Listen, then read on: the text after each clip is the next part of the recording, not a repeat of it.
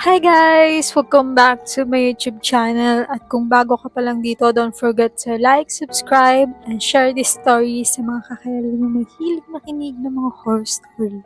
At bago natin simulan ng kwento ni Inigo, kung may mga nakakatakot din kayong experiences or kwento, send nyo lang yun sa FB group natin.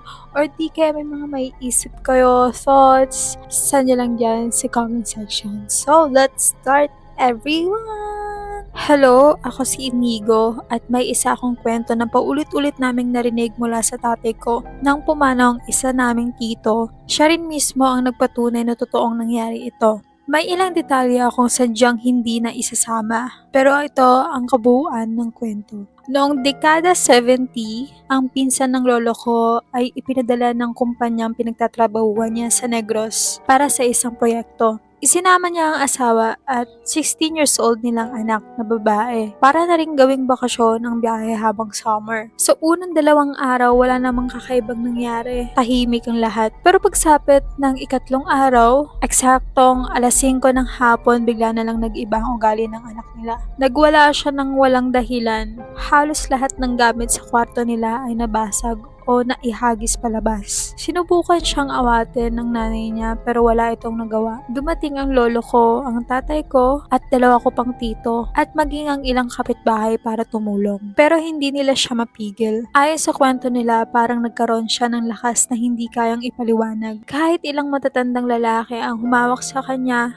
wala silang nagawa. Tumagal ang lahat hanggang alas 9 ng gabi at parang may pinindot na switch. Bigla na lang siyang kumalma. Parang walang nangyari. Kinagabihan din, agad nilang ipinatawag ang isang kaibigan ng lolo ko na pare. Doon na ikinuwento ng tita ko ang nangyari. Ayon sa kanya, may isang matangkad na lalaking lumapit sa kanya. Hindi niya maipaliwanag ang mukha nito. Parang hindi niya ito maalala. Ang tanging malinaw sa isip niya ay puro puti ang suot nito. Puti ang damit, puti ang sapatos, at may dala itong napakagandang puting kotse. Inimbitahan siyang sumama. Hindi raw niya maintindihan kung bakit pero pakiramdam niya ay hindi niya kayang tumanggi. Bago mawala ang lalaking iyon, sinabi nitong babalikan siya kinabukasan. Nang marinig iyon, isang albularyo ang nagsabi sa kanya na ano man ang mangyari, wag na wag siyang sasama. Nang marinig iyon, isang albularyo ang nagsabi sa kanya na ano man ang mangyari, wag na wag siyang sasama. Kinabukasan, bandang 1:00 pa lang ng hapon, bumalik na ang pare. Marami na silang inihandang dasal at mga gagamitin. Bago mag alas 5,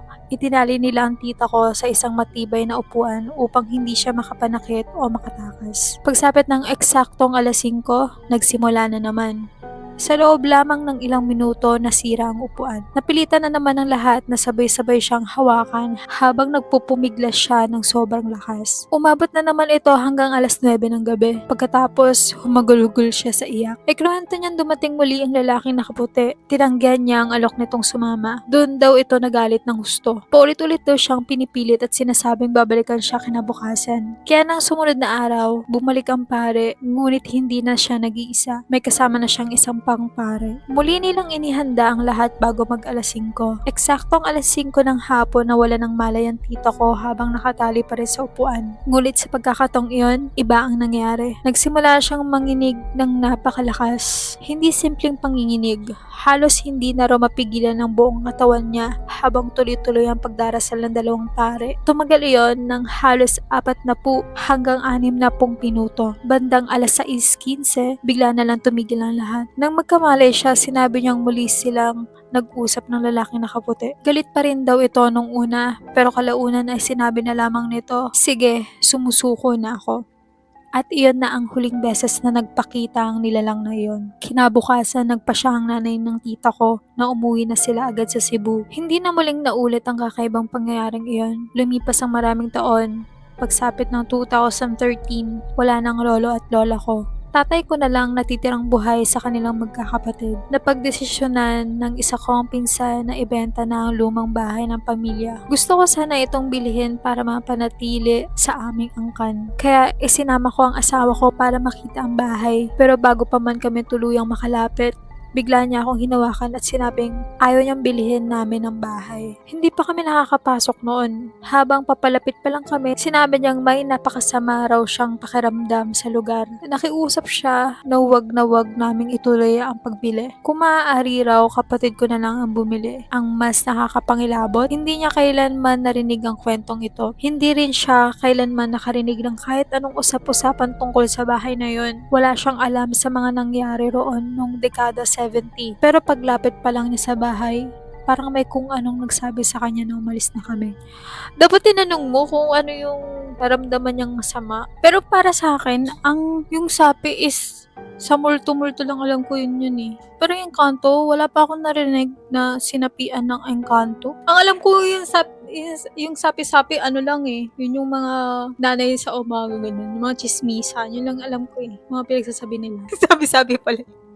Pero ang alam ko nga is yung mga ghosts, mga entity, spirit, ganyan. Entity pa rin naman sila, pero yung mga alam kong sumasapi is kulto, ganyan. Demons, mga spirits. Pero yung sinaniban ng Encanto, parang wala pa ako. Parang first time ko sigurong sinapian siya ng Encanto, ganyan.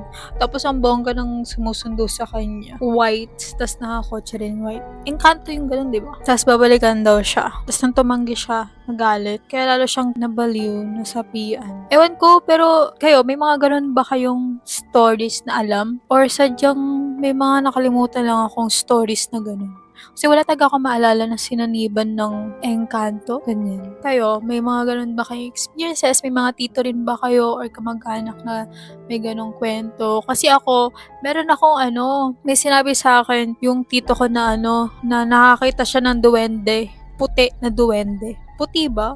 Oo, puti na duwende. Nakikita niya daw dumadaan sa mga sa mga aparador. Yan. Nakikita niya daw naglalakad. Pero yun guys, kung may mga ganun kayong stories, nyo lang dyan sa comment section. So yun guys, see you when I see you. XOXO, bye!